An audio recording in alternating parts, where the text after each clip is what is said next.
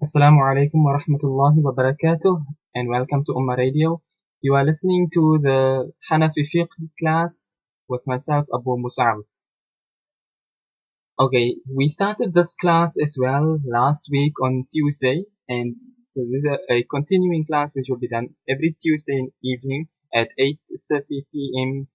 GMT. Now, last week we did a bit of an introduction to the kitab itself, and if you are following the thread on Ummah Forum, okay, let me start again. For those of you who have been following the lesson so far, that has been continuing on Ummah the whole last week and so on and so forth, then in Ummah Forum, in the Ummah Radio section, there's a thread there: Monday, Aqidah Hadith class; Tuesday, Hanafi Fiqh class; Wednesday, Arabic class; and Thursday is the question and answer class. So the Tuesday class, since today is Tuesday, in that thread there is a download link to the kitab which we are currently doing in this class, which is Al-Hidaayah, which is the explanation of Bidayat al-Mubtadi, written by Imam al-Marghinani rahimahullah. So I said that anyone who can read Arabic and who wants to follow up in the kitab, you can download it, the links are there, and you can follow that way. For those of you who can't read Arabic, or if you don't want to follow from the kitab too, then that too is fine. You can just follow the audio, whichever one you prefer. Now, anybody who has any questions, you can either send your questions in via the forum. Like I say, the thread is there. You can post on the thread. Alternatively, you can send in your questions via Skype. The Skype name is Ummah Radio. Okay. Now, in last week's session, we had done in this book here, the actual kitab itself starts from page 92, and we had actually done right up to page 103. But somebody asked if I could do a quick recap of the last week's lesson before starting the new lesson. So I said, okay, if for those who have missed it or anything, we can just go quickly through it again faster this time. I think possibly what many people were struggling with and finding it difficult is because there's a lot of technical terms and logical explanations and stuff inside the book. So I'm not going to focus and pay much attention to those parts. I'm going to pay more attention to the kitab itself, the important parts that we need to be following. So that may make it a little bit easier, perhaps, inshallah, to follow. So then in that case, we can start and we say, Bismillah walhamdulillahi wa salatu wa salamu ala rasulillahi wa ala alihi wa sahbihi wa man wala. Like I say, we're starting from the beginning, which is on this particular print of the PDF book that I posted in that thread. It's page 92. So it says Kitab al-Taharat, the book of purifications. He starts it up, says, قال الله تعالى, يا أيها الذين آمنوا إذا قمتم إلى الصلاة. And that's where he ends the ayah. But the actual ayah, the whole part that we are focusing on is يا أيها الذين آمنوا إذا قمتم إلى الصلاة فاغسلوا وجوهكم وأيديكم إلى المرافق وامسحوا برؤوسكم وأرجلكم إلى الكعبين. This ayah, wherein Allah says, which comes from Surah Ma'idah, ayah number 6, Allah says, "O you who have believed, that when you stand up for salah, فاغسلوا وجوهكم, then wash your faces, وأيديكم إلى المرافق, and your arms until, or rather, and your hands up until your elbows. وامسحوا برؤوسكم, and wipe your heads, وأرجلكم إلى الكعبين, and wash your feet until the ankles." This ayah is the proof behind, firstly, that wudu is fard for performing salah, meaning that you require wudu in order to perform salah. Apart from the other proofs as well, but this ayah is the main one proof because it's from the Quran directly. And number two, this ayah also tells us that those things which are obligatory for a person to do in wudu in order for your wudu to be valid, or rather for it to be considered as wudu. Meaning, if you miss any one of these four things out which are mentioned in this ayah, then you do not have wudu. So other things are sunnah and mustahab and so on, but these four things, this is fard. So he says that Allah mentions this ayah here, and he ends فَغْسِلُوا وُجُوهَكُمْ and wash your faces, al-ayah. Then he says, فَفَرْضُ الطَّهَارَةِ غسل الأعضاء الثلاثة. The obligatory actions of tahara. Tahara here, like I said, is using the word tahara, which means purification, but it's referring to wudu. So the obligatory actions of wudu is to wash the three limbs. The three limbs are the face, the hands up until the elbows, and the feet up until the ankles. These are the three limbs. Then it says, وَمَسْحُ الرَّأْسِ بِهَذَا النَّص, and also wiping of the head. بهذا النص meaning based on this nas. Nas, like I said, refers to Quran and Hadith. So in this case, based on this ayah of the Quran, these three limbs which must be washed and the head which must be wiped, this is proven from this ayah. Now he goes on to a little bit of linguistics, and he says that والغسل هو الإسالة, that ghusl, like I said, he used specific words. Ghusl means to wash, and masah means to wipe. So ghusl, he's explaining what is the meaning of ghusl. Ghusl huwa al-isalatu, and ghusl means to let water flow over these parts. So water must flow over your arms, it must flow over your face, and it must flow over your feet. And the opposite is wal-mashu wal-isaba, while masah, wiping, is to, as you say, pass a wet hand over your head. Then continuing there on, he explains that how much of the face must be washed, and he says وحد الوجه من قصاص الشعر إلى أسفل الذقن وإلى شحمتي الأذن. The limits of the face, or rather the parts of the face which has to be washed, is from the top of the head, meaning from where a person's hairline starts, from there إلى أسفل الذقن, until the bottom of the chin, وإلى شحمتي الأذن, and until both earlobes. So this, from one earlobe to the other, from the top of from where the hairline starts, the under the chin, this, all of this a person has to wash in wudu. And then he goes now on to the linguistics, like I said before. Then he says لأن المواجهة تقع بهذه الجملة وهو مشتق منها, because مواجهة, which means facing a person, is takes place with this, meaning this part of your face is what you face somebody with, therefore it is termed face. But like I say, it's a lot of linguistics which may go over the heads of some people. So these aren't the important points. So stuff like this I will not pay too much attention to in my explanation. Okay, then he continues and he says وَالْمِرْفَقَانِ وَالْكَعْبَانِ يَدْخُلَانِ فِي الْغَسْلِ, and the elbows and the ankles are also included in the parts that has to be washed. عندنا خلافا للزفر رحمه الله. According to us, contrary to Imam Zufar rahimahullah. Imam Zufar rahimahullah is also a Hanafi, but his view is not taken in this opinion, in this on this issue, because Imam Zufar rahimahullah, he says that you don't wash your elbows or your ankles, or rather you do not need to wash your elbows or ankles in wudu. Your wudu is valid without washing it. While the fatwa of the Hanafi madhab, which is Imam Abu Hanifa's view, Imam Muhammad's view, and Imam Abu Yusuf rahimahullah's view, they say that you have to wash your elbows and your ankles as well. Then he continues and he says هو يقول الغاية لا تدخل تحت المغاية كالليل في باب الصوم.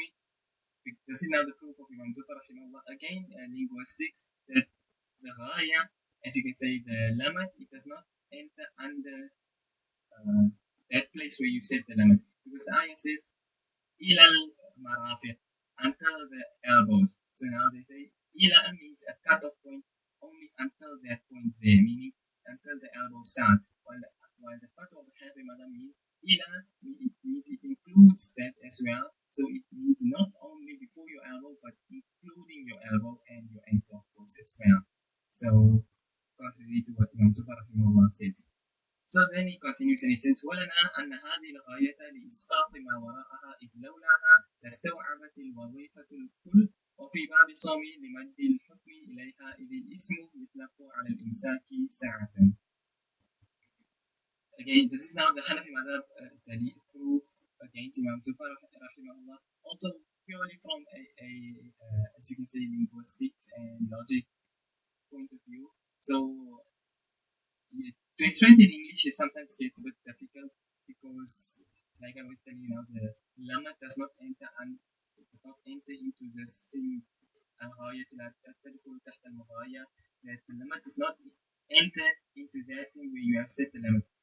To explain it, it becomes rather difficult in English, but in Arabic it's a bit more easier to understand. And unfortunately, I'm not able to explain that in English well enough for, as you can say, for everybody to be able to understand. It will be a difficult translation. So some people will get it and some people won't get it. So rather, I give more like an explanation of what is meant here. So these in-depth logistics and linguistics and stuff like that, we will skip over. So that is the way the Hanafi madhab is concerned. Now, still continuing on with the wudu, he says, وَالْكَعْبُ وَالْعَظْمُ النَّاتِعُ وَالصَّحِيحُ وَمِنْهُ الْكَعْبُ. Again, this point here, he says, the Ka'b, because the ayah says, إِلَى الْكَعْبَيْنِ, until the ankles. He says, now he just explains what is considered the ankle. He says it is that protruding bone. Obviously, for us, it's easy to understand what the ankle is, because in English, ankle only means 1/50. There is nothing else it refers to. So we don't have to say it's a protruding bone, because we know already by the word ankle that it is that bone which protrudes. So for us in English, it's very easy to understand. Okay, then he says, and this is the correct meaning. And from this word is also the word al-ka'idu. Like I said, this is all linguistics again. Then continuing on, he says, قال والمفروض في مسح الرأس مقدار الناصية وهو ربع الرأس. And the obligatory amount to wipe of the head is the amount of the forelock, which is a quarter of the head. This is the Hanafi madhab view that a quarter of the head is obligatory to wipe in wudu. So now he says, لما روى المغيرة بن شعبة رضي الله عنه أن النبي صلى الله عليه وسلم أتى سباقة قوم فبال وتوضأ ومسح على ناصيته وخفيه. The proof for the Hanafi madhab on this point is the hadith which Hadith Mughira ibn Shu'bah radiallahu anhu reported that Nabi sallallahu alayhi wa sallam came to the dumps of a certain tribe of people, and then he relieved himself and he performed wudu and he wiped his forelock and his leather socks. So here the Hanafi madhab said Rasulullah sallallahu alayhi wa sallam only wiped his forelock, so therefore this is a practical example to show that this amount is obligatory. If more was obligatory, then Rasulullah sallallahu alayhi wa sallam would not have only wiped this small amount. So therefore we say the minimum amount that you must wipe is a quarter of your hand. Then he goes again, he jumps into linguistics and it says وَالْكِتَابُ مُجْمَلٌ فَالْتَحَقَ بَيَانًا بِهِ وَهُوَ حُجَّةٌ عَلَى الشَّافِعِيِّ في التقدير بثلاث شعرات وعلى مالك في اشتراط الاستيعاب. Now this is the Hanafi madhab saying this is now how to that the kitab, when it says well kitab here refers to the Quran, it is mujmal فَالْتَحَقَ بَيَانًا بِهِ. So this description of Rasulullah sallallahu alayhi wa sallam is attached to this ayah to explain that how much is supposed to be wiped. So we say that Rasulullah sallallahu alayhi wa sallam, practical example, is our proof, contrary to Imam Shafi'i rahimahullah, who put a minimum amount of 3 strands of hair, and Imam Malik rahimahullah and other Imam who put different conditions down. But we say no, this was the action of Rasulullah sallallahu alayhi wa sallam, so this is what takes precedence over everything else. Okay, then he continued and he says وفي بعض الروايات قدر الله بعض أصحابنا بثلاث أصابع من أصابع اليد لأنها أكثر ما هو الأصل في آلة المسح. He says in some narrations, some of our companions, meaning some of the Hanafi ulama, they have said that you make your masah of your head with 3 fingers of the hand, and here the rest continues again into linguistics. لأنها أكثر ما هو الأصل في آلة المسح. Basically, he's saying that the majority counts as everything. So you have 5 fingers, so you use 3 fingers, so it counts as your whole hand. So some of our companions of the Hanafi madhab, the Hanafi ulama, they said that you have to use 3 fingers while making your while wiping your head. Okay, then now that whole description was only to do with the obligatory actions of wudu. Now we move on to the sunan of wudu. It says, قال وسنن الطهارة غسل اليدين قبل إدخالهما الإناء. And the sunan of wudu, those actions which are sunnah in wudu, is washing both hands before immersing them in the container of water. إذا استيقظ المتوضئ من نومه. When the sleepy person wakes up from his sleep and now he intends to perform wudu. So when you wake up from your sleep and you want to make wudu, then first wash your hands by pouring out some water into your hands and washing it, and not dipping your hands, immersing your hands into the container where you are about to perform wudu from. And the reason for that is لقوله عليه الصلاة والسلام إذا استيقظ أحدكم من منامه فلا يغمسن يده في الإناء حتى يغسلها ثلاثا فإنه لا يدري أين باتت يده. The proof for this being sunnah is because in the hadith of Rasulullah sallallahu alayhi wa sallam who said that when one of you wakes up from sleeping, then he should not immerse his hand in the container until he washes it twice, because he does not know where his hand has spent the night. Then he goes here ولأن اليد آلة التطهير وتسن البداءة بتنظيفها. He says the hand is the tool that you use for cleaning, so it is sunnah to start by first cleaning the stool. You first have to clean your hand because you use your hand to clean yourself, so it's sunnah to clean this thing first. Then he says وهذا الغسل إلى الرسغ لوقوع الكفاية به في التنظيف. And this washing of the hand, it suffices up until the wrist because that is sufficient to have your hands clean. You don't have to wash right up to your elbows or your shoulders or anything so, because you don't use your arms or your elbows to clean yourself or to wash yourself in wudu. The only part you use is your hand up to the wrist, so that is all that you need to wash before being considered the sunnah. Include what is done as your yad in hand is there until the wrist. So that is sufficient for you just to wash until your wrist, and then you start your wudu as normal. Then he says, قال وتسمية الله تعالى في ابتداء الوضوء لقوله عليه الصلاة والسلام لا وضوء لمن لم يسمي الله.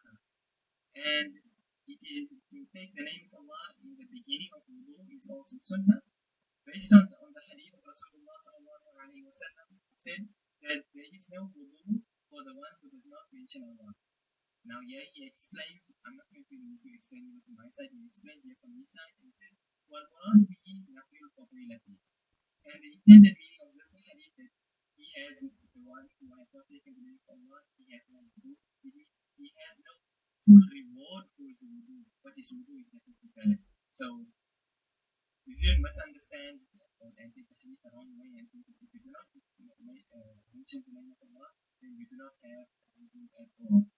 This is how the Hanafi ulama have explained this hadith. Continuing on, he says, وَالْأَصَحُّ أَنَّهَا مُسْتَحَبَّةٌ وَإِنْ سَمَّاهَا فِي الْكِتَابِ سُنَّةً. He says, and the most correct view is that washing the hair, or rather, is that the most correct view in the Hanafi madhab is that taking the name of Allah in the beginning is mustahab, despite the fact that the kitab, Al-Hidaayah, the kitab which we are doing here, despite the fact that it was put under the chapter of Sunnah, but the most correct view is that it is actually mustahab. Obviously, mustahab means recommended, as you should know. Okay. ويسمي قبل الاستنجاء وبعده هو الصحيح. And you take the name of Allah before you do istinja, and after you do istinja as well, and this is the correct view in the Hanafi madhab again. And I'm certain everybody knows what istinja is. It means to clean yourself in the toilet. So it's sunnah to take the name of Allah before and after as well. So continuing on, he says, قال والسواك بأنه عليه الصلاة والسلام كان يواظب عليه وعند فقده يعالج بالأصبع لأنه عليه الصلاة والسلام فعل كذلك والأصح أنه مستحب. He says that using the siwak, the miswak, is also sunnah because Rasulullah sallallahu alayhi wa sallam used to do habitually in wudu, and if person does not have siwak, then you will clean your teeth with your finger, with one single finger, your whole hand in your mouth like that, just one finger suffices. Because Rasulullah sallallahu alayhi wa sallam had done that when Rasulullah sallallahu alayhi wa sallam did not have any siwak at hand. So this is considered sunnah as well. But this is what asahu annahu mustahab. But the most correct view within the Hanafi madhab is that it is also mustahab, not sunnah but mustahab. Continuing on, he says, قال والمضمضة والاستنشاق لأنه عليه الصلاة والسلام فعلهما على المواظبة. And gargling, rinsing the mouth, and rinsing the nose, these two things are sunnah because Rasulullah sallallahu alayhi wa sallam always used to do these things as a matter of habit. So therefore it is sunnah to rinse your mouth and to rinse your nose in wudu. He continues on and he says, وكيفيته أن يمضمض ثلاثا يأخذ لكل مرة ماء جديدا ثم يستنشق كذلك.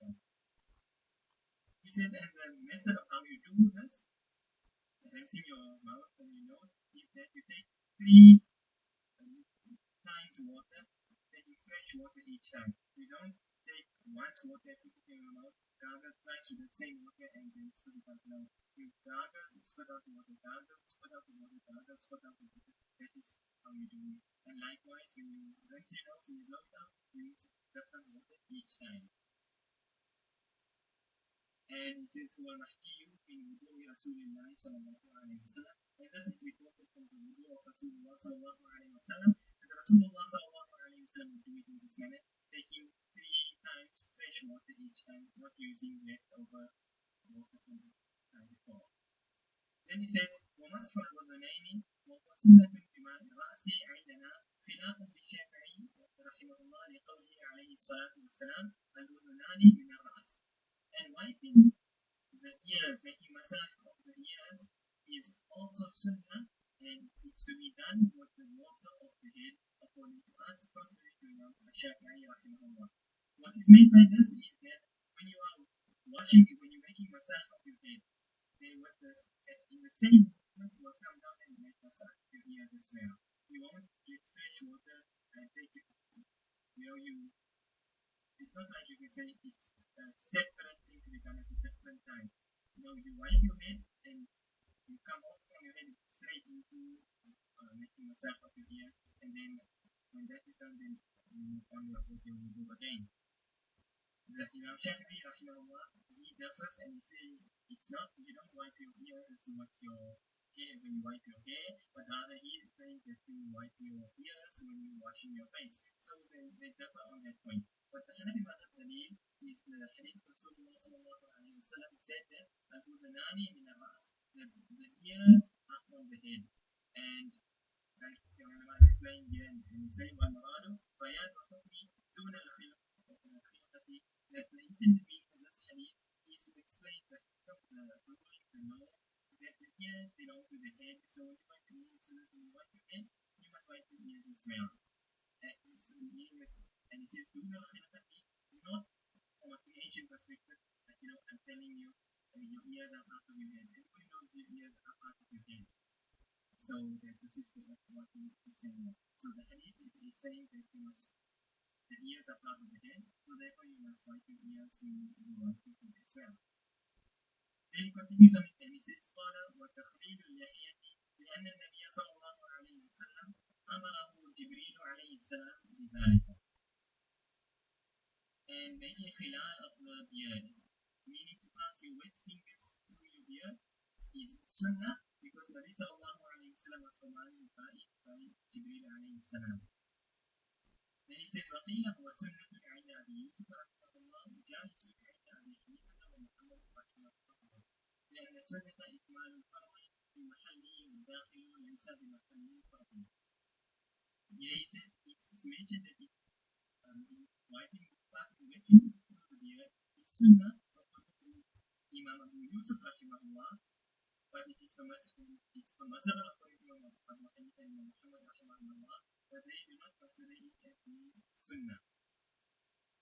And then he goes on here again into linguistics and logic. The sunnah is a completion of the farm in its place, and inside the foot is not the place of wudu.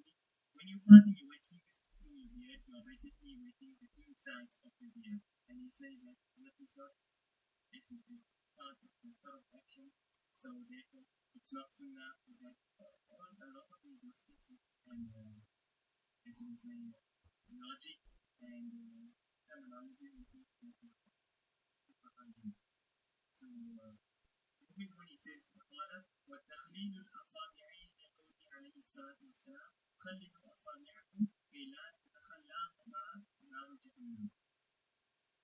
And to pass the wet fingers into one another because of the hadith of Rasulullah sallallahu alaihi wasallam, which says, pass your wet fingers into one another so that the fire of Jahannam of hell does not pass through you. And it says, وَلِأَنَّهُ إِكْمَالُ الْفَرْضِ فِي مَحَلِّهِ. Again, sending the sense of the fingers because it is completing a fard action in its place. Continuing on, he says, قال وتكرار الغسل إلى الثلاث لأن النبي عليه الصلاة والسلام توضأ مرة وقال هذا وضوء لا يقبل الله تعالى الصلاة إلا به. And he says, repetition of washing is not after 3 times. Because based on the hadith, the Nabi sallallahu alayhi wa sallam told wudu, washing each part once, and then said, هذا وضوء لا يقبل الله تعالى الصلاة إلا به. Thus, wudu, Allah does not accept salah except what they wudu, at least making us never. Meaning that washing each part once is a minimum requirement for wudu to be valid. The hadith continues, وتوضأ مرتين وقال هذا يضاعف الله الأجر مرتين. Then Nabi sallallahu alayhi wa sallam told wudu, washing each part twice, and then said, this is the wudu of the person whose reward Allah doubles. Then وتوضأ ثلاثا وقال هذا وضوئي ووضوء الأنبياء من قبلي فمن زاد على هذا أو نقص فقد تعدى وظلم. The hadith ends on by saying that Nabi sallallahu alayhi wa sallam told wudu, washing each part twice, and then said, this is my wudu and the wudu of the prophets before me. So whoever increases upon this or decreases, then he has exceeded the mark and transgressed. والوعيد لعدم رؤيته سنة. And this wa'id basically means that whoever exceeds is because he did not see it as consumed. Okay, when it comes to if there is something, it says here, as you can see, whoever goes more than 3 times may have done wrong. This is generally the rule. However, if there is some substance on any part of your body, let's say you've got some nail polish or something stuck on your hand, so then nail polish is non-porous, meaning that the water is not pass underneath it. Then, if you require 4 times perhaps to wash over before it's going to come, then in that case, it does not fall under the clothing of the skin. So in that case, you will wash over it 5-6 times altogether. It will not be enough to do. Because it's better to take all these type of things beforehand. So if you are making a video now only once, then in this case, if you wash it 5 times in order to get it for a specific reason, then that will be permitted. Continuing on, he says, okay, and that was where we had ended last time. So, continuing on now with 1.103, those are the actions of wudu which are sunnah. Although many of them, a couple of them, as you can see, he said they are actually mustahab. Some of them are correctly another. But now we move on to those actions which are actually mustahab. And he says, قال ويستحب للمتوضئ أن ينوي الطهارة. فالنية في الوضوء سنة عندنا وعند الشافعي أفضل لأنه عبادة فلا تصح بدون نية يقوم.